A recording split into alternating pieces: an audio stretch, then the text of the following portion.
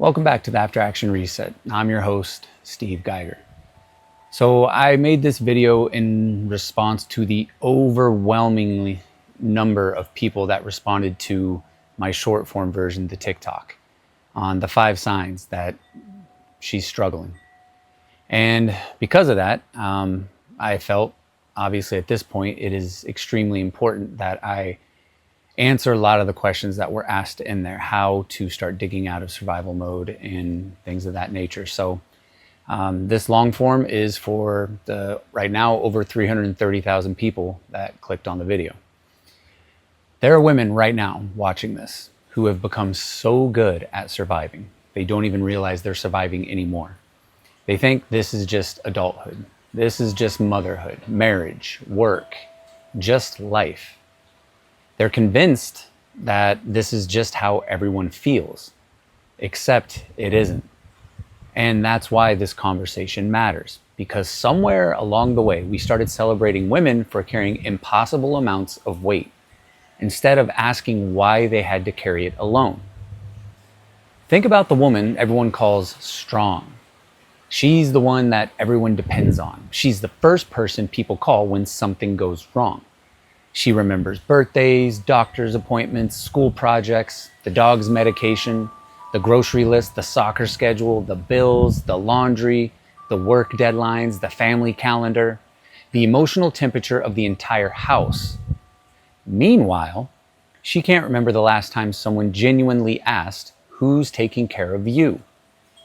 People look at her and say, "Wow, she's got it all together, all figured out." No.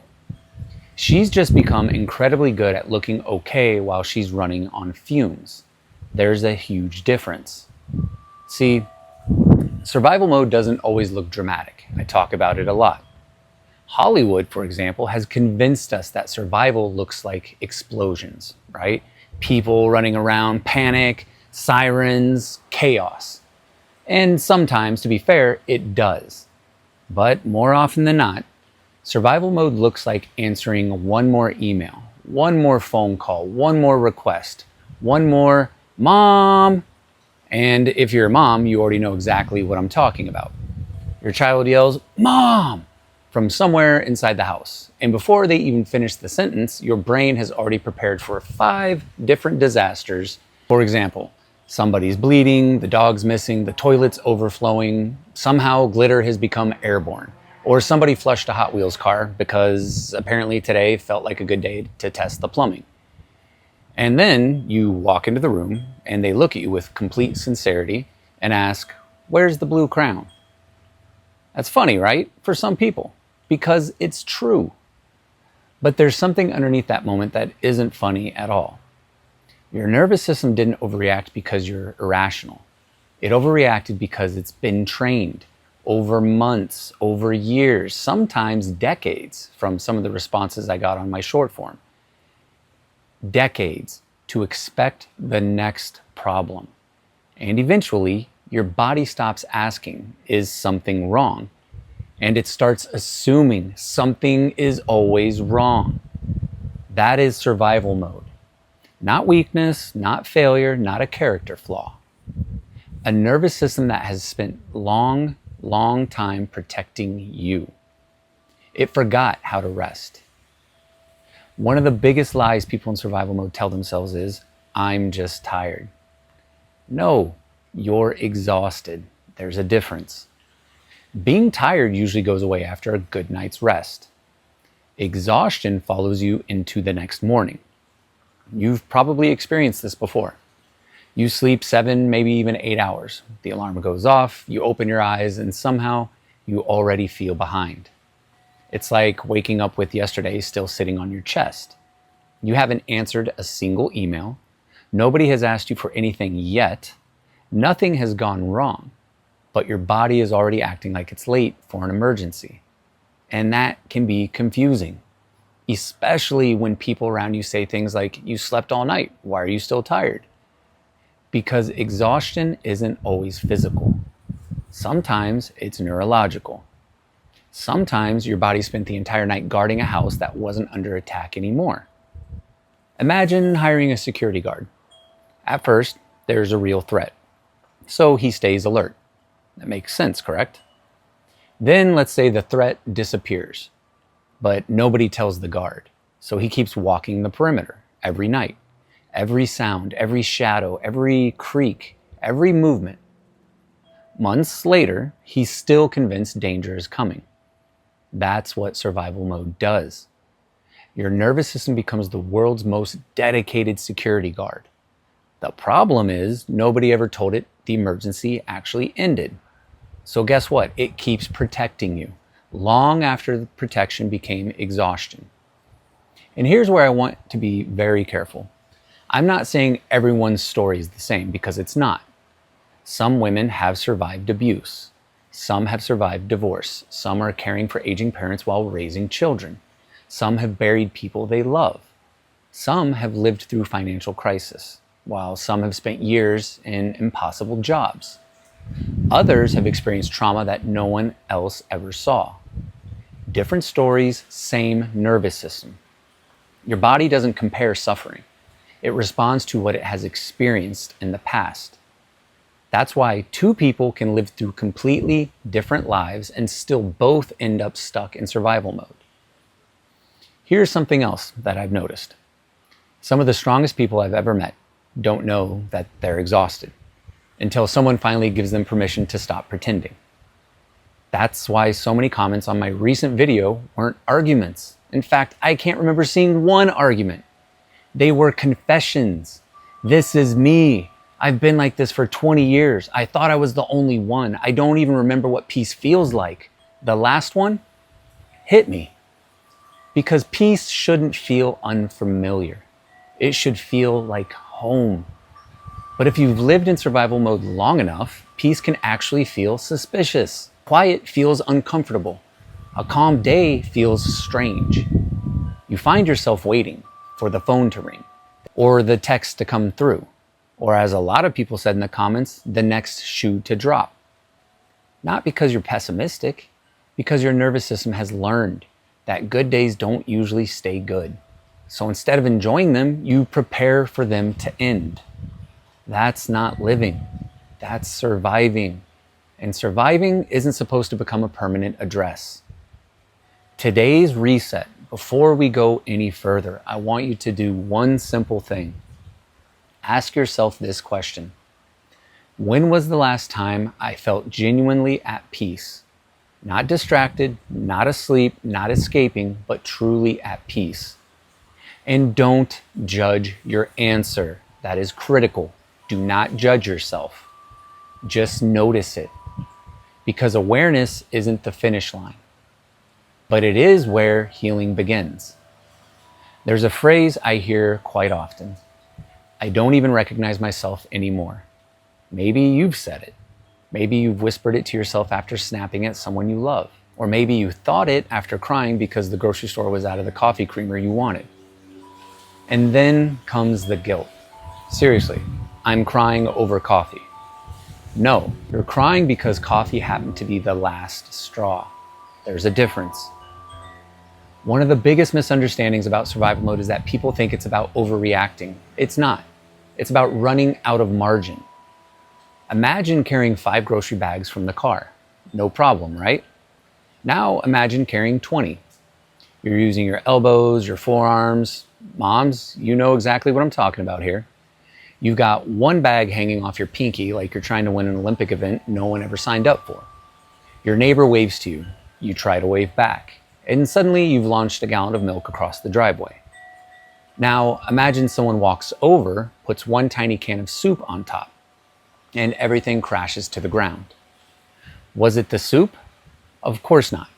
The soup just happened to arrive after your hands had nothing left to give. That's what survival mode does. People look at your reaction, but they never see everything you were already carrying. One more responsibility, the bill, doctor's appointments, parent-teacher conference, someone needing something, an unexpected expense. One more, can you do me a favor? At some point, your nervous system quietly says, I'm out of room, I'm done. And here's the crazy part. Most women don't notice when that actually happens because they're so used to adapting. They don't stop and ask, how much can I realistically carry? They just shift the bags around and keep walking. I've seen it over and over again. I've seen it with my wife. Women who are incredibly capable mistake capability for capacity. Those are not the same thing. Just because you can carry it doesn't mean you were designed to carry it forever. Think about your phone battery. I say this a lot. If it gets down to 2%, it still works, technically. You can send a text, maybe make a call, but nobody looks at the phone sitting at 2% and says, wow, look how healthy that battery is. No, you plug it in immediately.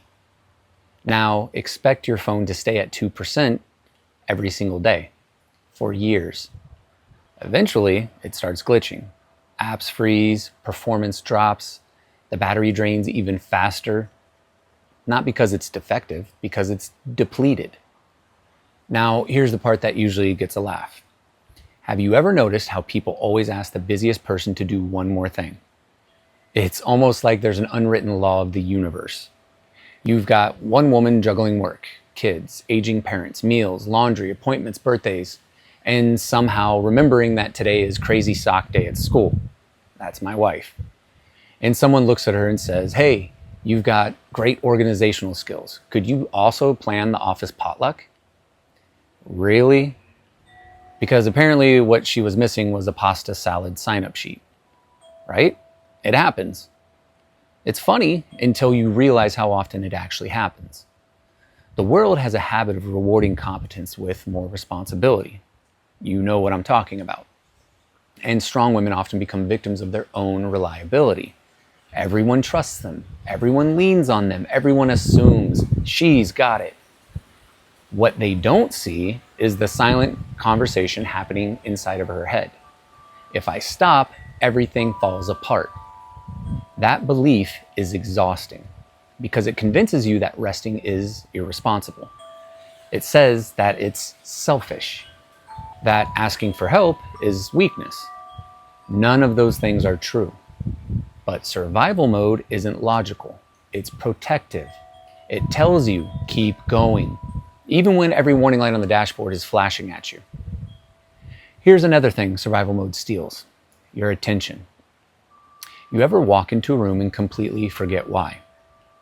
5 times before lunch, you open the refrigerator, stare into it like it's going to reveal the meaning of life, then close it, only to realize you never came and grabbed what you were there looking for originally. You start making coffee, find yesterday's coffee still sitting in the microwave, and suddenly wonder if today is Tuesday or Thursday. People joke about the mom brain. Some of it is normal, but chronic stress also affects attention, memory, and guess what? Concentration.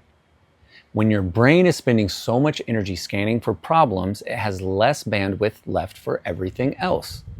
And that's not laziness, that's biology.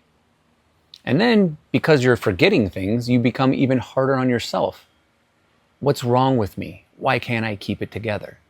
Does that sound familiar? Because your brain has been prioritizing survival over efficiency.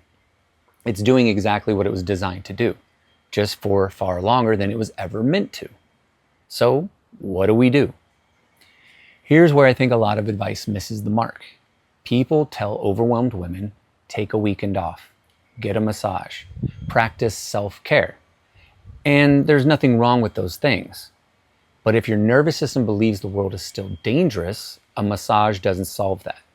Neither does a scented candle. Recovery isn't about escaping your life for an hour. It's about teaching your body that safety is possible while you're living it. That's a slower process. So, today's reset. I want you to notice one moment when you feel yourself getting overwhelmed. Not after you've exploded, before. Ask yourself, what's the one thing I can take off my plate today? Not forever, just today. Maybe it's saying no. Maybe it's asking someone else to help. Maybe it's deciding that good enough is actually good enough. Because healing doesn't begin when you finally have the perfect schedule.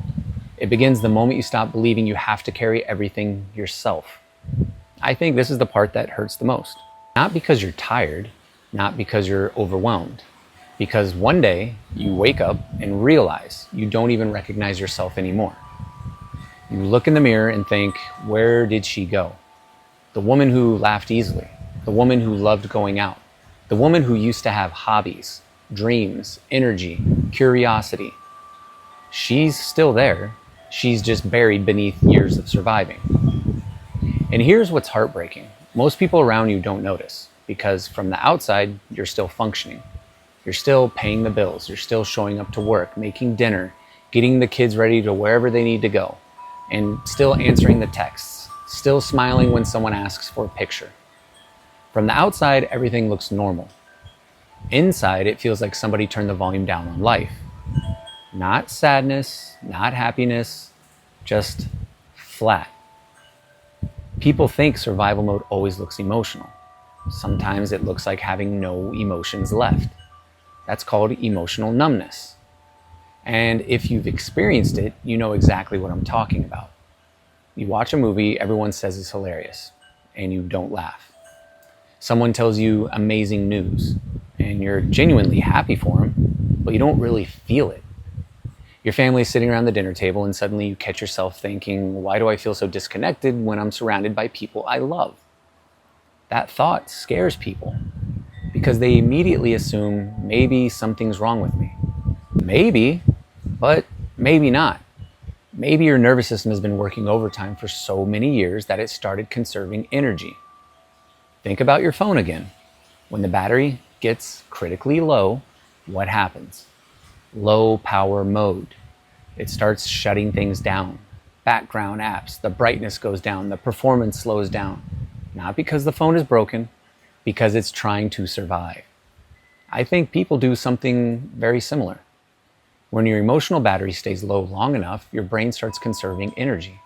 Not because it wants to, because it thinks it has to. It says, we don't have enough resources to feel everything right now. So it quietly starts dimming the lights. Joy gets quieter, excitement gets quieter, creativity gets quieter. Even love can start feeling quieter. Not because those things disappeared, because your nervous system is trying to keep the lights on. Here's something I've noticed over the years. The strongest women often become the loneliest. Not because nobody loves them, because they've become so good at taking care of everyone else. They forget how to let someone take care of them. So, quick recap on my own life, right? My wife and I got married, and I joined the Marine Corps immediately. Spent 10 years deploying all over the place, spent years away from home. And she got very, very independent. She was able to do all these things that I'm talking about, right? And she oftentimes used to tell me, I feel so alone.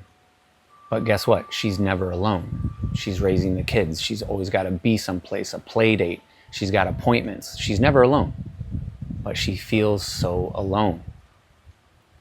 So somewhere along the way, they started believing if I tell people how overwhelmed I really am, I'll just become another problem. So guess what?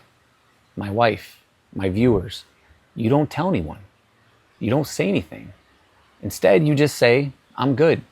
I'm just tired. Or everything's fine. Do we remember what FINE stands for? Effed up, insecure, neurotic, and emotional. I took that from the Marine Corps.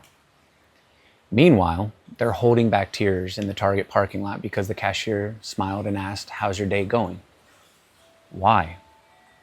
Because sometimes that simple question is the first time anyone has asked you about something like that all week long.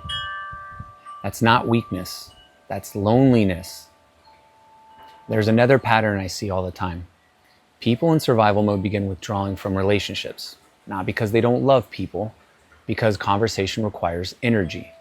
Returning texts requires energy. Making plans requires energy. Being emotionally present requires energy. And when your battery has been sitting at 2% for years, you start rationing every ounce of it. Someone texts, hey, we should get together. You think to yourself, that actually sounds nice.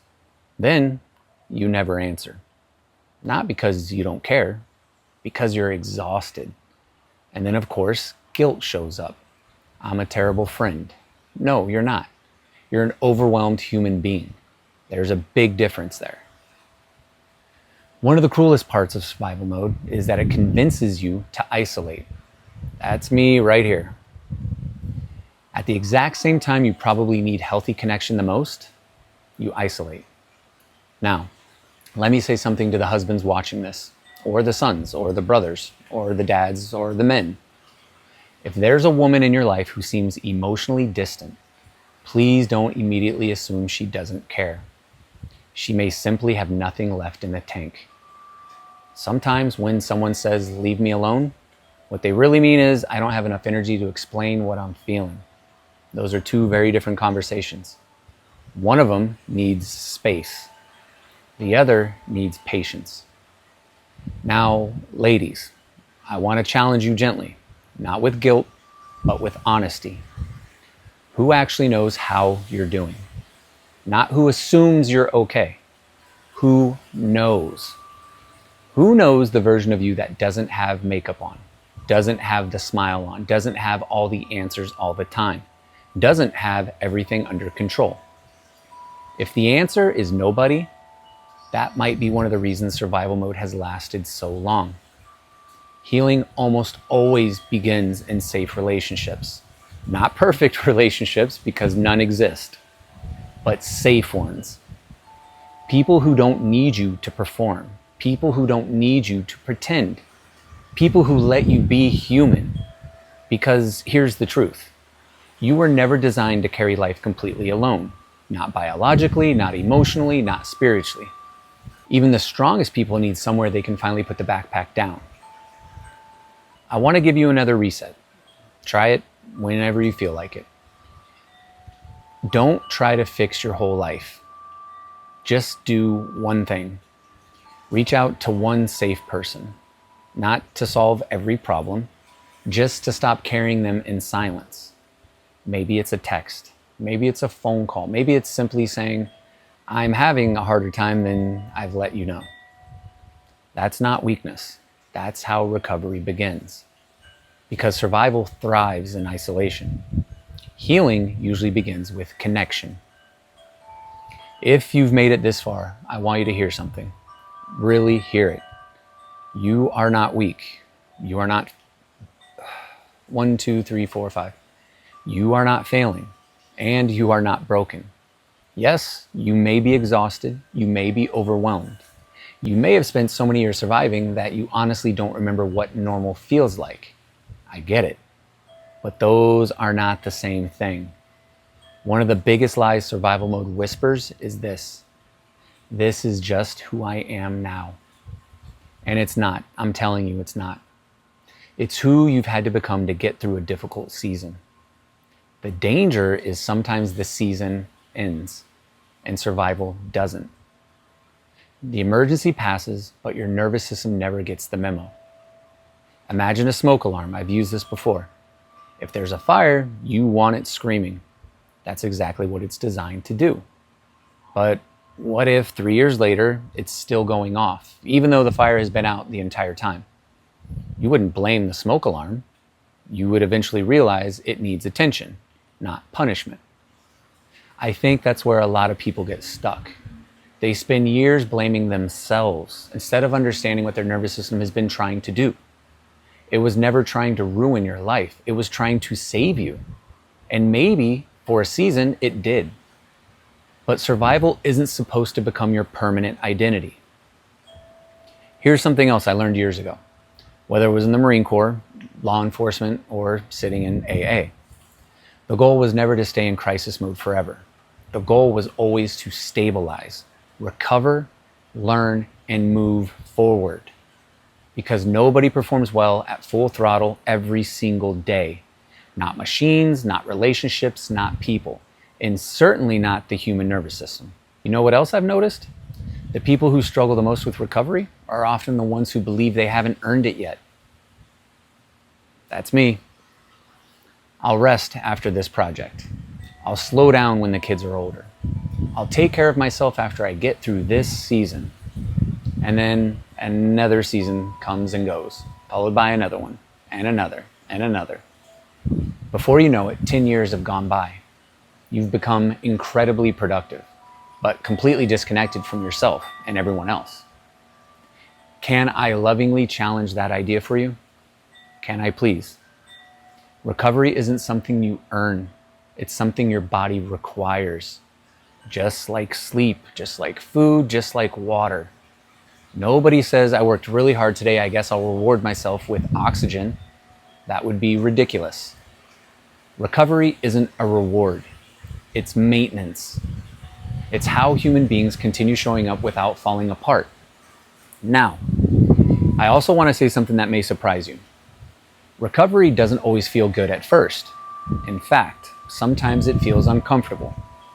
If you've lived in survival mode long enough, stillness can feel unsafe. Silence feels strange. Rest feels unproductive.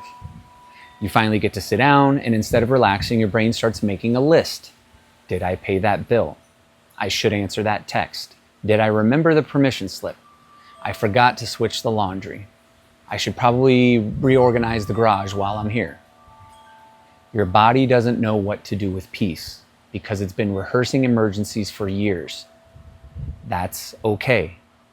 It doesn't mean you're doing recovery wrong. It means you're learning a new language. Think about physical therapy after an injury.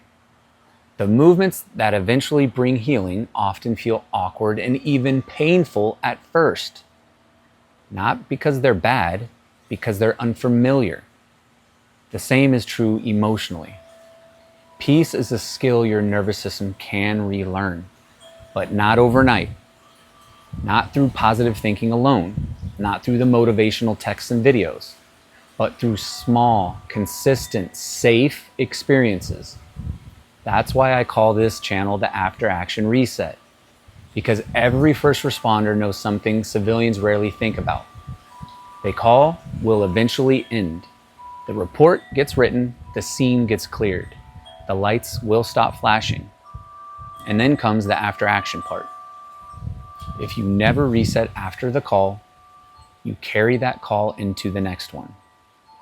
Then the next, then the next. And eventually, you're no longer responding to today's crisis or emergency.